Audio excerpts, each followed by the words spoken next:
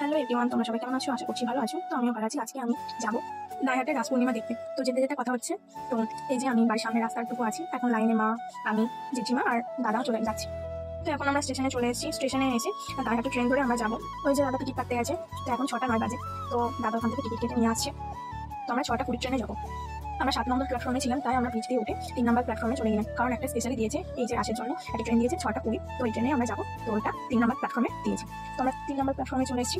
আমি ট্রেনে উঠে গেছি আর ট্রেনও ছেড়ে দিয়েছে, আর দাইহাটেও আমরা চলে এসেছি। তো এখানে এসে আমরা একটা ঠাকুর দেখে নিয়েছি, আর এই ডেকোরেশনটা খুব সুন্দর করেছে মন্দিরটা। তো এই যে কত সুন্দর লাইটিংটা করেছে, ভালো লাগছে, দেখতে সুন্দর লাগছে। আর এটা একটা স্কুল ছিল, তাই স্কুলের কাছে করেছে বলে এটা সরস্বতী ঠাকুর করেছে। আর এখানে একটা করেছে, এখানে কৃষ্ণ আর গণেশ মিলে দুজনে একসঙ্গে স্কুলে যাচ্ছিস। তো এই প্যান্ডেলটা ভালো করেছে, ডেকোরেশনটা খুব সুন্দর হয়েছে, আমার খুব ভালো লেগেছে। তো তোমরা বলবে কমেন্টে যে কোন প্যান্ডেলটা তোমাদের ভালো লেগেছে। তো এই যে সুন্দর করে ডিজাইন ফুলের মধ্যে এখানে একটা গণেশ ছিল সামনে। প্যান্ডেলের ভিতরটা তো আরো সুন্দর হয়েছিল। তো তোমরা দেখো যে সামনে ভিতরটা খুব সুন্দর লাইটিং গুলো করেছিল, ভিতরে আরো ভালো করেছিল। আর ভিতরে একটা শিব আর পার্বতী ঠাকুর ছিল।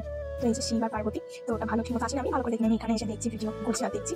তো করে প্যান্ডেলটা খুব সুন্দর করেছিল, আমার খুব ভালো লেগেছিল। তো ওখান থেকে ঘুরে আমরা আরেকটা মন্দিরে চলে এসেছি, এই যে সামনের মন্দিরটা। তো এখানটায় এই ঠাকুরের নাম সন্দেহ করতে নেই। তো তোমরা দেখে তোমরা কমেন্টে বলবে এটা কি ঠাকুর। এসে দেখি এখানে খিচুড়ি দিচ্ছে, তাই আমি খিচুড়িটা নিয়ে নিলাম। এই যে খিচুড়ি দিয়ে দিয়েছে। এরপরে আরেকটা মন্দিরে আমরা চলে আসি। তো এখানেও এসে দেখি এখানে পোলাও দিচ্ছে। তো এই যে আমি পোলাও নিয়ে নিয়েছি। তো এই যে পোলাও। আর এই মন্দিরে জগদ্ধাত্রী ঠাকুর করেছিল, আর এইদিকে কালী ঠাকুর ছিল। এরপর আমরা আরেকটা মন্দিরে চলে যাই। তো ওখানে গণেশ ঠাকুর করেছিল, আর প্রসাদ ছিল লাড্ডু। আর একটু দিয়ে এখানে দুর্গা ঠাকুর করেছিল, আর দাদা আমাকে এখানে স্প্রিং রোল কিনে দিয়েছিল। তো আমি স্প্রিং রোলটা খাচ্ছি, আমার মা ভিডিও করেছে, কখন আমি দেখিনি। তো যখনই দেখি তখনই আমি হেসে ফেলেছিলাম।